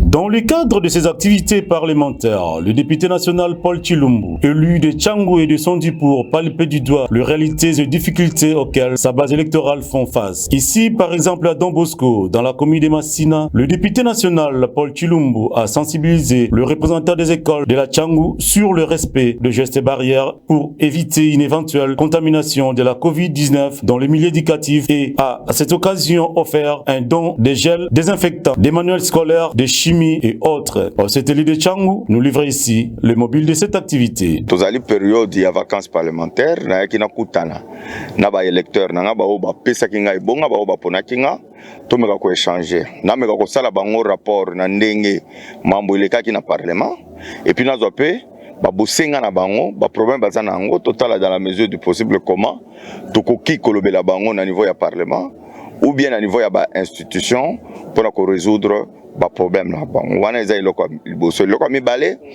eza sensibilisation contre pandémie oyo boyebi ezali ko ravager mokili mobimba to memaki pe ba masque pour protéger les élèves dans l'école et puis les gel désinfectant. En homme de terrain, l'honorable Paul Chilumbu s'est beaucoup impliqué personnellement pour l'effectivité des travaux de l'avenir appelé communément Terre Jaune en Passa dans la commune de Lantele. Pour la misala chef de l'État, dans le gouvernement, Bazako Sala, nous avons rappelé que nous avons seul élu d'élu de PES, Nachang. Deux ans à Belenanga. D'autant que nous avons fait des démarches au niveau de l'autorité pour la terre jaune. Nous avons fait des démarches pour la Pelende, nous avons fait des démarches pour la Kulumba. Nous avons fait des lettres publiées. Nous avons 100 jours nasalaka déjà des marches basala pelende basala kulumba. Donc terre jaune ezali na kati ya programme eza kutu na kati ya programme de gouvernement ya institution. Député moko asalaka nzela azate. Gouvernement de asala nzela. Na yo visiter base nanga. Initiative de chef de l'État, toboyi ba récupération politique. Toboyi mutu moko boye mutu abimisi mbongo eza gouvernement na Félix Tshisekedi. Tozobandenga zo la kisandela. Pour rappel, le député national Paul Chilumbu avait pris part à une marche de santé organisée par la société. Dernier round. Honorable Raphaël Kibuka. Na olingelo ko tolobela on asuka. Les dénonciations à Nojek. Tolobela on asuka Constant Mutamba. Vous êtes responsable à Nojek na lobby. Namoni ba image oyo. Il y a des guerpissements. Il y a des guerpissements au Salami. Bandeko ya Nambujimai. Ouais. Les Salami Nambujimai. Bandeko na babwaki bango Chamalenge. Baza déguerpi sans avertissement. Baza libanda. Est-ce qu'ils ont compulsé la pièce à dossier? Non, mais c'est-à-dire, les gens sont venus nous voir, te quitter sur terrain. Nous avons fait un constat. On n'a pas mis un commentaire là-dessus. Ok? Oui. On ne connaît pas parti à Obabimisi Bango. Effectivement. Toujours le cas parti à Bateau Babimisi Bango. Pour que pas sa version de fait d'avant. Mais justement, moi, ce que je trouve mal, que dirais-je, reportage à Boé. Ils allaient bino ba journaliste, bozo on dirait place ya ba juge. Bozo allez d'ailleurs opiner pour na partie moko alors que deuxième partie adverse pour yambi était bomoni ba élément za langote bomoni ba pièce na été. Moi j'estime que bandeko bazali ko pour na presse comme on voit par laquelle pour dénoncer dénonciation. Lorsque bango bazoloba, bazo beta oya bango masolo. Sans avoir vérifié l'élément au parti adverse à Zalango, sans avoir interrogé justice ou exécuté. Parce que pour na bango c'est la justice. Et ça n'aura pas si ce qui succession ma bengani, ce qui a solo bien on est acquis à bango bacha bango na porte, il vous en a passé. Mais ngai conseil na repé ça pour na opiner na ba question ya bongo ba reportage à bongo. Il faut vraiment même ceux qui peuvent au monde pièce bino ba journaliste vous a limité il faut renvoyer à bango la justice non parce que ba komi ko confondre ezala Molière ezala biso awawa ba komi ko kanisa que za tribune ou ceux qui ba leki ba ko zo raison parce que télévision ezala justice. Il n'y a pas question de faire la justice. Le journaliste te permet juste de dénoncer. C'est aussi occasion de dénoncer ou de dénoncer. Ah mais lorsque vous dénoncez, ils allent obtenir un conditionnel. Est-ce que vous allez poursuivre lobby? Eh, on est à moto à dénoncer. Zabisote, moto à dénoncer. Donc la justice, on est là dans moto à dénoncer. Bisote, bisote au lakisi. Nous sommes un canal par lequel les gens peuvent dénoncer. Mais au Katalika, beaucoup condamné, ils ont obédience à la justice, ils ont pas la bisote. Tu souhaiter la succession de la justice pour que justice a rétablir bango. Na ba droit na bango soki ya solo yo ko ngala katsa ozata produire wa pamba po yede bato naza misale belé mais ça oza kabina munene ba baron na biso baron na biso ezala ya Gombe ezala ya Matete ezali na ba avocat ou ba sala ba produire soki ba kei kuna ba rozwa ba kopesa bango ba commettre bango d'office ba avocat ba ko landela bango. Moi je suis trop submergé dans ba dossier na okota makambo te. Boboy même pour ça ba avocat na pour ba salisa bango mais ba avocat na baza occupé. Oui. Mais aux l'homme du peuple, aux a la cabinet à 10 personnes, aux a la bateau belé. Oui, mais bateau on a cassé pas Moussala. On est trop pris. Je comprends qu'ils ont refumé au poli. Dossier on a na plateau et à télévision. Mais ça là la bonne foi. Très bien. Alors on va terminer. Raphaël Kibuka, Matete. Ozali mo ponami ya Moamba. Mbula we utiko beta mikolo utiko leka. Ba dégâts salame lobi na moni mbula na butu ebandi ko menacer na binzambe yoka bato mao pour ceux qui bandia wa toza na pasi na olinga peut-être yo monaki descente salama na Matete ozalaki pe wana bandeko bele pe ba monaki mais nazana moi mituna ngena tuno quand même par rapport yango parce que bato bele bazo accuser yo ko abandonner Matete ou abandonner Moamba tala liwa mwana mwasi akufaki na lemba wa akuvino ngaba oyo akufaki na kati ya ndako azota la TV. Parce que Boukani, maman on a confié tout l'accès on peut na bosolo et ça li passe. Bino moko botala, bozo mona Matete. Insalubrité o eza na Matete. Na ebité. Ce qui monto ko betsa na tola lobi kinga, ça dit même à tozo linga mwasi na coin na ba ville bolobi tu habites obi moi j'habite Matete. Na ebité il faut otia nini na mutu.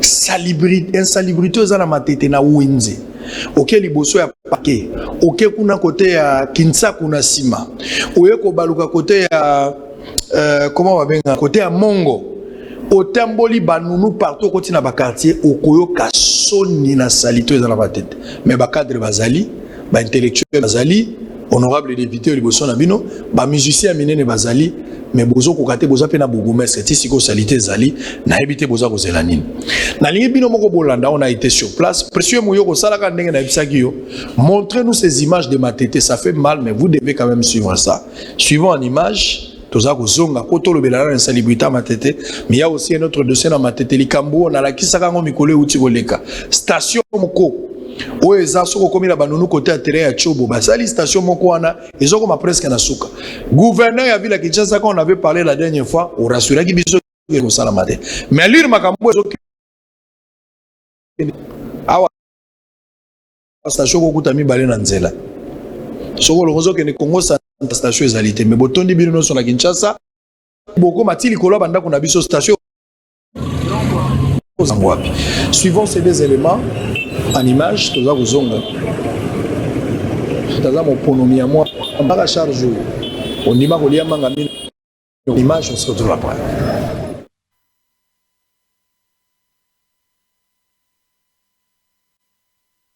Si hier, la commune de Matete faisait la fierté de la ville-province de Kinshasa, aujourd'hui, ce n'est plus le cas avec l'insalubrité qui a éli domicile dans plusieurs coins et recoins de cette municipalité. À Matete, plusieurs avenues sont dans un état de délabrement très avancé. Des caniveaux bouchés avec de déchets plastiques par-ci par-là, bloquant ainsi le coulage d'eau et provoquant des inondations. Lors de la dernière pluie qui s'est abattue sur Kinshasa, plusieurs dégâts matériels ont été enregistrés dans cette municipalité, notamment l'EPKIEC ITPA qui a été même englouti par les eaux suite à la montée de sable et plusieurs maisons écroulées. Pendant plusieurs heures, même après la pluie, difficile de circuler à pied dans les différentes avenues de Matete. Même les automobilistes n'y arrivent pas. Commune abandonnée, comme si les autorités urbaines n'existaient pas. Conséquence, les ponts Bambino, reliant deux communes, à savoir Matete et Lemba, risquent de s'effondrer et bloquer l'entrée de la commune de Matete. Devant les caméras de Bossolo Télévision, la population des Matete déplore l'indifférence de plusieurs élus nationaux et provinciaux et lance un appel pathétique aux autorités compétentes de leur venir en aide. Kisensu, Matete, et ce que le bois a mangé, place déjà est boucané. Or, ils ont secrétaire honorable qui bouca. Le loyo, ceux qui sont là au boucani, ils ont pas pour l'abisso. Or, et si qu'à vraiment, na otuna le loyo. Question d'engagé zaboye. Makaba banzela, ils ont pour na députés nationaux, députés provinciaux, tout ça pour na gouverneur. Pour le président de la République. Tozini na mayo, il faut qu'il relève biso mayo banda kala. Dans to senga président na biso, président so papa na biso papa ba jeune, a qui biso ka mayo. Mayo de to motala na banda awa. Na banda abema awa, metala mayo, il faut pas qu'il relève biso. Quand OVD banda tongela biso tilelo, tozini na kaka. Po na yebisi yo e bandi lelo te.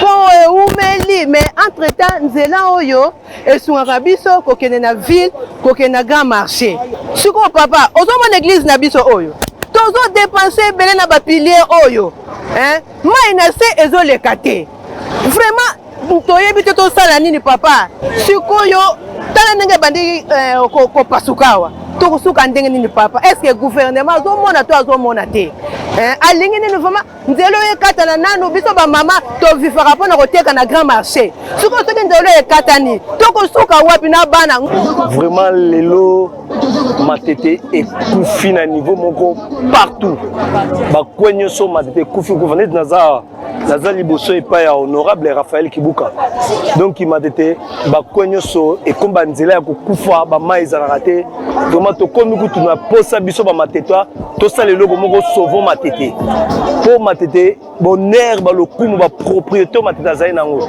ezali susute ba maile kakate ba tu nyoso bayaka ba ko boucher terrasse te ezaka so ba sali ba suti kuna esili papa biso tozala 12e mairie awa boye mbula ebetaki banda kalanga na kote pa ibo makaboye ya boye salami nano te mbula ekobeta esika mbula enoki ezali koze na nini accident na biso ozwi terase nanu eza muke ezokwa kosiporte mai te mai ezouta kisenso eye kinsaku eye mpudi eye mbaumbu eye lokele esopani bona de bonhomme biloko andere bebi gakutu nazoloba abo banda mokolo mbula ebeta mokolo misato kaka lobi nde nasalaki bezo mpe bavoisin ezosalanga mina otiaka soi na motolo mpona nini wesekei dushek mama na koka soi te dushekei toza na place ya kosukola te papa osana nga mpenza ezali lelo topedie biloko ebele biloko topedie normalement so tolandela biloko topedie leta ifafutango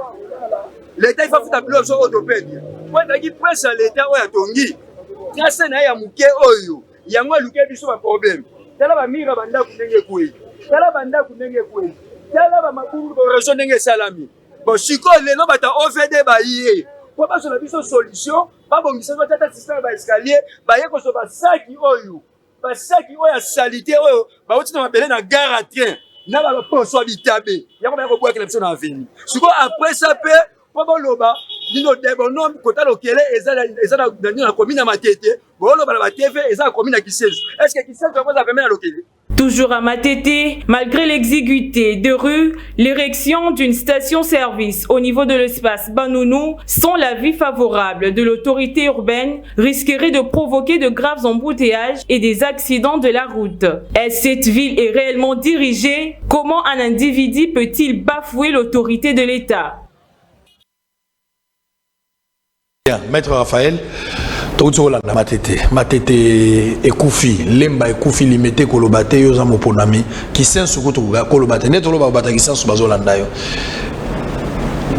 Pourquoi otiki ba électeur na yo? Problème est à la place nini? Pourquoi bino ba ponami bo abandonner ba électeur? Bozalaka ba lobeli na bango croyant que beaucoup apporter moi ba proposition à niveau ya ba parlement beaucoup booster gouvernement pour ça la quelque chose lelo Matete za méconnaissable ko otala Matete bon limité parler de lemba de ngaba limiter ba place wa de wa ponaki yo boza surchargé oza les sous a besoin na bango te c'est de l'ingratitude. Quel est le vrai problème pour ces différentes communes précisément to cité Matete? Ndeko sango ngai so na bengami lelo député eza grâce ya Matete, grâce à Kisenso, grâce plutôt à Ngaba, grâce à Lemba pe alimité. Dire qu'on a abandonné bateau Pesangai qualité à ko bengama député, ça ne vient pas de moi. Wande outé pa na yo. Ngai na bango na yo, tu allez observer avec impuissance, dégradation. Il y a milieu na biso tu allez vivre. Matete et baby alors que na année 54 lorsque sisi kotonga Matete ti kala mingi te awa Matete zaki parmi les meilleures communes où ils ont urbanisé na kati ya RDC notamment na balikasi wana lelo Matete komi ko ressembler na ba commune moko urbano rural bato bayebaki Matete il y a 10 ans 15 ans 20 ans ceux qui ba koti Matete lelo ba okanisa bazana mboka mususu ba longoli Matete ba cheli bango elo mususu ndenge moko na Kingabwa na limete ndenge moko na Mombele ndenge moko na Kisenso ndenge moko na Ngaba Matete o ya biso lorsque na kene musika te lorsque gouverneur Gentini a Zuki Bokonzi de bonne foi na ba premier jour na ye a délégué qui entreprise moko ya kosala curage egu na biso ya minene wana e canalisaka ba mai tieme mango na mai ya Matete pe na mai ya Njili société wana e na ba engin e buki ba egu o to benga na lingala terrassé e buki oleba za na ba stratégie ya kokotisa bato ba bimisa ba saité bango ba benda na ba pel bango ba buki oyo mondela tika depuis mokolo wana Matete lata kazaka ya salité ya kosakana te gouverneur biango salité wana et sali que lelo soki mbula ebeti bazelo nyonso utaka ngambo na ngambo notamment pe na Kisenso eye boucher ba caniveau lokola pe commune ezana ba moyen te lokola pe ville exposé na ba azotine na biso ba engin terre ko sala ba curage ba to bengi ba terrasser ba égout ba collecteur nyonso komi boucher mai ezangi nzela ya koleka mai lokole kitaka na puissance lokole ezangi nzela ya koleka ekomi siko kopona banzela kokota na kati ya bandako ya bato kokota na baekole kobebisa nyonso ezomona de passage raison oyo moni matete bebeli yango wana gouverneur a sali 2 ans mais gouverneur a sali l'autre côté na matete nalanda ki une émission no bouti ko sa na hôtel de ville à lobby abongisaki nzela ya libiso ya parquet matete na entre Ginsa kuna j'oublie encore la yo vanda na matete ozape mwana na matete soko leki nzela no tali yango soki omoni que babongisa ce que ngana buki lokuta on peut dire que gouverneur atindaki mituka et boucher libulu ezalaki o wana mais babongisa te ndenge batu banane kozela basilise pour bache goudron non baboucha libulu o wana mais mabulu eza combien na matete lelo matete eza sur la voie d'accès par entrée à Lemba sous région sokoye na descente et bandingilima wana d'un côté banunu deux de l'autre pont o ezalaka wana et ça fait ça banda kala lelo et bukani au point que passage est komika ka bande moko soki na moni na bilina moni embouteillage salami wana monsieur l'accent na natala moni embouteillage salami wana embouteillage moko monstre wana entrée à liboso soko zongi na entrée à kiimbi pont oyo wana ya kiimbi et puis ko s'affaisser nzela na nu ya kokotela na kiimbi soko uti lemba na bypass po kotela tete tala qualité ya nzela o wana soko leki tout oyeti na mongo po kende d'un côté wenze de l'autre côté au mata ya ngilima wenze ya bibende nzela za kobeba entrée ya matete ezali entrée ya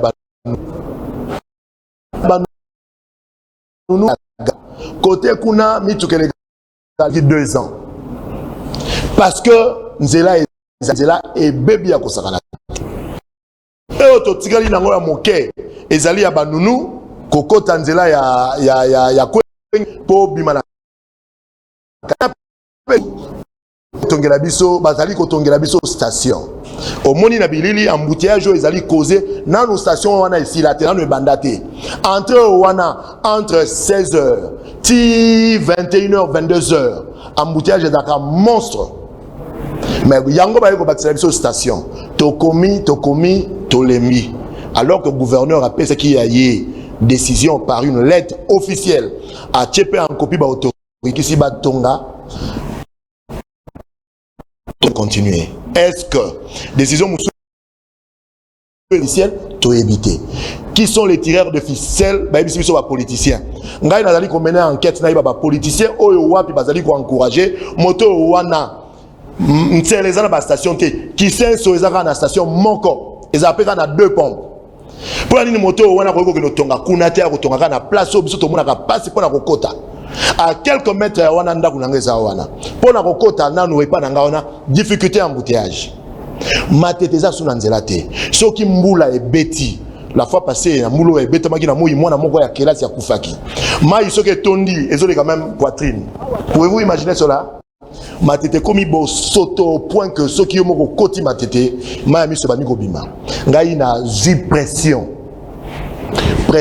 za na ba réseaux sociaux na ba téléphone na ba appel koya ko lukanga na ba bureau nanga en face na monique tout excès nuit na ebisi population matete na biso ndenge baby lokola gouverneur azali ko occuper en côté alors que ya atanga na matete lokola likolo pe azali ko occuper en côté alors que chef de l'état na biso azali véritable mwana ya moamba il faut tobimisa makelele to sala makelele to loba parce que pour que plutôt ba konzi ba yoka na consulter ba notable belé image ni no sali au moni ngai na ba image na sangisa ki ba chef à quartier na tamboli pas ba leader d'opinion belé à matete nazo convaincre population au bazali ko tungisa ngai to mener des marches na biso ko zala o ezali légal to komeli mokonzi ya ville le 15 et à mois prochain to ça la marche pour réunir d'après ma prévision to sali entre 5 000 à 10 000 personnes to robima libanda matetete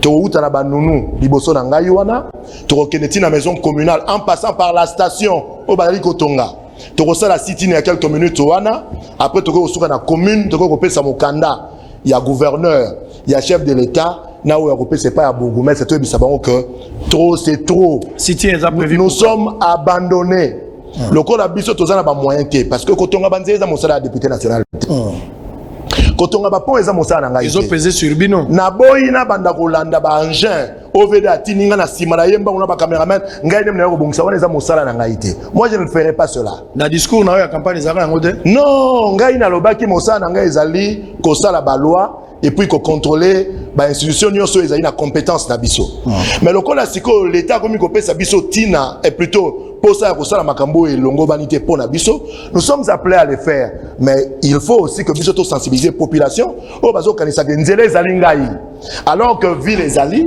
ezape na ba députés provinciaux moni que charge légal bino bokomo wangana non ngana zo wangana te discours ne bozanga na discours mosala na ngai ezali ya banzela te na sensibiliser population azali prête le 15 toko tambola na matete papa maman na bayo ba ko uta pe ki senso parce que accès à matete banzela ya matete za kaka utiliser pas ba matete toate banzela ya matete zali porte ya ko kota na ki senso ko sala marche on a mesure barrière ou ça la marche na oui toko sala moi j'ai toza la capacité plutôt à ko doter ba masque et pas bateau ba ko tambola ata 100 000 personnes papa ozomona ba meeting zo sala matin na Kinshasa ozomona ba mesure barrière zo tuna ngoteka yanga toko tambola na matete pour une cause noble ya ko yebisa ba konzi ya mboka ba konzi ya ville que ma TTP zali lokola commune nyonso ba initiative tozali ko mwana limité na banjiri na ba terre jaune partout bazo tonga banzela ba pe ko bongusana no ezalaka ma TTP zaki na même standing collé quand même ya bandal mais bandal ba uti ko sala yango tala nzela ya bandal soko koti omoni ko za mboka mondele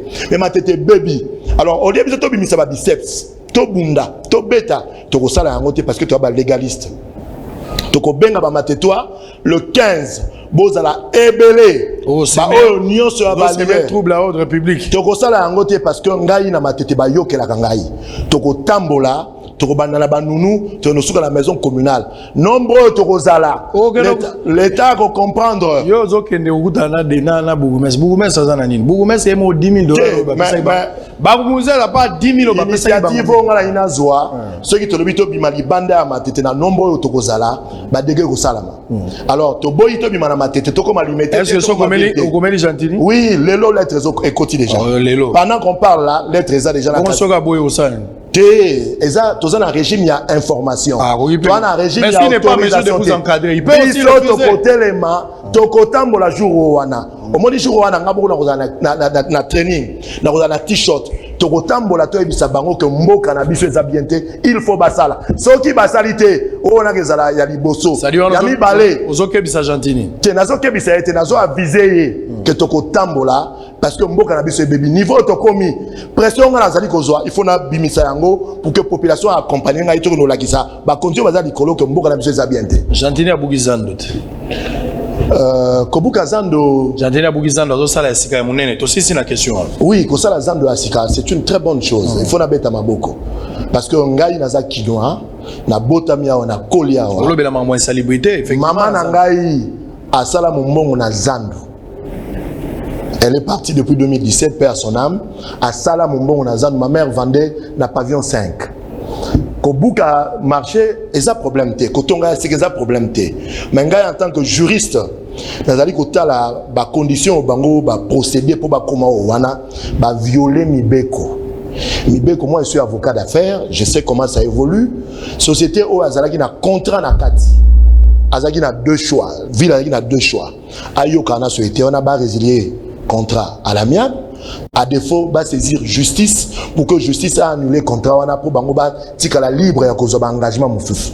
Les deux cas de figure ils ont respecté ni résiliation à l'amiable ni résiliation par voie judiciaire. Bakondi ya ville na bakondi ya présidence batiki mokondi ya mboka abimisa ba décision moko sans que azala conseiller au préalable. Que mon candidat a eu décision, bakobuka bakotonga. Asa mon candidat au contredire était. Le col a lobé ko salama. Le président ça la erreur. À ça erreur a annoncé au lors il y a réunion wana. Il fallait travailler dans ba service juridique avant ba soit décision wana parce qu'il y a violation flagrante. Il y a contrat où ils allaient lier ti lelo ville nanu ba résilier en côté ville na société où etonga oui heureusement chef de l'état lorsqu'à lobby avant silisa oyaye réunion a bêté qu'il soit à commission parce que je pense que Motomoko a maillé la tenue ko souffler parce que président Azali mon konzi ba domaine yo sauté ko maîtriser ba domaine yo sauté ba bi c'était bengi sa commission on a j'ose croire et ko corriger ba erreur au ville a violé pour ba comme na situation wana ba tongela biso zando tongi to mona ba condition ba ko tongela contrat wana pays et ils ont rendu public total a peu d'intérêt na biso ba quinoa zando ko zala ndenge nini est-ce que maman ba na ko teka tomate ko ko zonga wana mais ce qui est pour la salubrité nde yango ezala ki raison première ya ko buka makolo zando ya ko bandela sika c'est que bazando nyo so ya Kinshasa faut ba bandela. Très bien. Je rappelle que les 15, hein, donc les 15 sitting monene bana matete. Marche na sitting ya monene. Donc bobo ngama ya edi bato nyonso na ko tanga kombote po émission comme na suka na ko leka na ba émission ya mikolo ebele pour na ko sensibiliser il faut totambola. Ceux qui te rozala 20 000 30 000 personnes na ba papa bokima mosala jour wana. To ko tambola to ebisa mo konzina biso ya ville. J'entends que trop c'est trop. Batiki matete et koufa matete ko comme commune urbano ruralité matete zali mboka mondele bazongi sala biso banzela ndenge ezala ki soki bazongi cité to ko sala ko leka o to zali ko lobasiko to ko bimapeli libanda matete edingwe moto na ngenge na place ko bimisami chopo est-ce ko sala ki cité matete peut changer mama ona lo bangala bandoki ya mindele ba évoluer ndoki ya mondele azola la zota la bi na koko msaboro lokola Bruxelles alali lobi alobi avion feu bandoki ndayoka kindoki ya mundele na projet mais oya biso zo sepela ozo bage mwana na bango akotinda kwana ngabna betimba na uto betaye na bomaki pe ya na bango 3e nde nazo bebisa sadi mutu azoka bien nenga bomi bato tokoza bandoki te bino bandoki ndenge na lobaka na bino na bandeli sulelo ndoki osali projet lobi na kobongola matete même na kindoki ya bino na baninga bendele bozolo batengala uto changer matete na tongo bakutaki ba prince et dingo ozala na marche mais tu peux pas te bimate vie face se comporter peu bien nani ndeko sango omoni matete wana soyinga na bima député 18 000 voix euta na matete parce que bateau wana ba votanga na ba bazo ki tenter parce que bakanga ba bureau de vote na retard to ba fongola ki na retard bangono so bazo kwela nga ba ebisanga que marche il faut qu'on fasse quelque chose. Très bien, il faut Félix Oazé quoi zo pe par bakarma pa bango pe bazana bakozala Pharma poche, Togotala. On a fini. Bosolo na politique à Tongo Alelo et Sili. Ce qu'il faut retenir, Noje Kassali dénonciation les inégalités sociales à l'Union démocratique du Congo. Et ça li passe loko na yo qui passe Nathalie dénonciation yo. Azala yuabi na tango bazaki na pouvoir. Ndé problème yango la Constant Mutamba ya bisinga lobi na era Kabila ezaki moi bien mais koto ndé ba moi bien. Donc aweza moi passe. Ça moi passe. So moni satana comme simba Bible. C'est qu'il y a bon motema. Dirkab, Azaozo a 32 millions de dollars et 32 millions de francs congolais. Secrétaire général, Bessa et 4 000. Dirkaba, et au traitement des Congolais en francs congolais. Présidence de la République. Dirkaba, Azaozo a 30 millions. Donc, Dirkaba, oui, Béran, Azaozo a 30 millions. Directeur, Azaozo a 196 000 francs congolais. Et aux fonctionnaires et agents de service public à l'État. Traitement à base Congo. Conseiller spécial, 28 millions de francs congolais. Conseiller spécial, 28 millions. Chef de division, 192 millions. Conseiller principal, 27 millions de dollars. Et de francs congolais, pardon.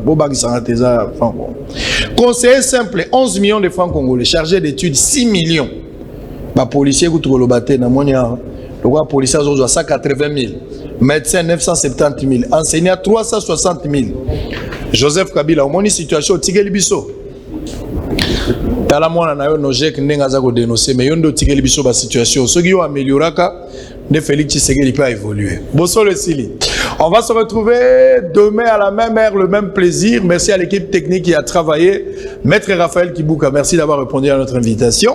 Honorable honorable na maître théâtre molobeli ya population Raphaël Kibuka totondi obotondi na nengo yaki po biso akebemba akozala pe candidat na 2023 Nalobi bongote, nalobi boye. Hein? Yokangai. Papa, pourquoi est-ce qu'on doit parler des élections? Bemba Azali potentiel candidat, ce qui est moko andimi ko sala yango. Mais les solo yo betelingai il y a décision unique, il y a cour constitutionnel na boyi yango parce que salamaki pour la écarter et lombe mobali o ba ko tcha bango panzili. Et sili malam. Très bien. Bye bye.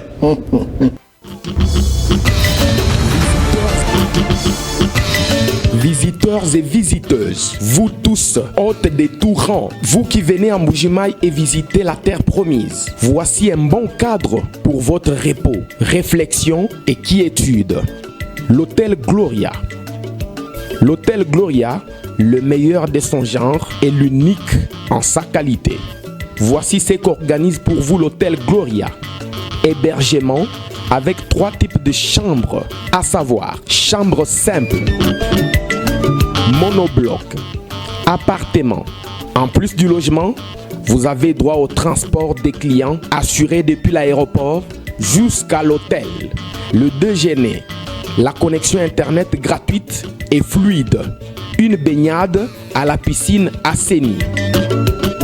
L'hôtel Gloria organise un service de restauration de qualité très rapide et méticuleux sur plusieurs points de vente que voici. À la terrasse VIP, au salon VIP et au restaurant avec des cordons bleus ou cuisiniers experts en cuisine de toutes les nationalités sur terre. L'hôtel Gloria organise également pour vous un service de blanchisserie avec son pressing ultra moderne qui répond aux exigences de nos aimables clients. L'hôtel Gloria organise pour vous un service de location des véhicules à un prix défiant toute concurrence. Une salle de spectacle pour toutes vos réunions et fêtes de mariage. Passer un séjour à l'hôtel Gloria, c'est se donner la chance de vivre très longtemps sur Terre car les meilleures conditions de vie contribuent à la longue durée de vie sur Terre. L'hôtel Gloria est situé au numéro 71, quartier Kachala-Bonzola, dans la commune minière de la Kanchi. L'hôtel Gloria vous offre une occasion de vous amuser et vous détendre dans une boîte de nuit incomparable pour ceux qui veulent danser et se défouler. L'hôtel Gloria, c'est le meilleur de sa série. L'hôtel Gloria, c'est l'avant-goût du paradis. Bouyei malamu na Sarah, application ya Afriland First Bank et sali na téléphone. Salela misolo na yo na tango nyonso lingi. Na Sarah Banking, ezande bank na chombo na yo. Tinda mbongo na yo na bokengeli nyonso ata ofandi na ndako. Consultez solde na yo, landela ba crédit na yo, sala ba virement bancaire, senga cheke na yo, tope tuna motuna pona kokoso ya lolenge nyonso. Elongo na Sarah Money, biso nyonso tokoti masolo ya bank na chombo na pete nyonso. Afriland First Bank a komiseli biso libenga na ye na téléphone. Ata oza na compte bancaire te, salela mbongo na yo na téléphone na yo na kimia nyonso. Na lisungi ya Sarah Money, okoki kotinda pe kozwa misolo, kosomba crédit na yo ya communication, kofuta mbongo ya biloko sombi, tembe sili. Kende na lombango ko télécharger application na yo Sarah ya Bank Afriland na Google Play to App Store. Pe kimambango na agence Afriland o ezwami pene sika ofandi po ba activele yo Sarah. Sarah, Bank Nabiso et Longo Nabiso Bipai Binso. Afriland First Bank. Vous avez des difficultés à trouver un véhicule qui convient à votre budget? BeForward, avec un stock de plus de 80 000 véhicules en ligne, vous offre un large choix au prix le moins cher du marché. BeForward assure une livraison rapide et sécurisée à nos clients de la RD Congo. Il vous suffit de commander et nous chargeons du reste. Alors passez votre commande dès maintenant sur www.beforward.jp et recevez votre véhicule à la frontière la plus proche de votre région. BeForward, keep moving forward, keep smiling.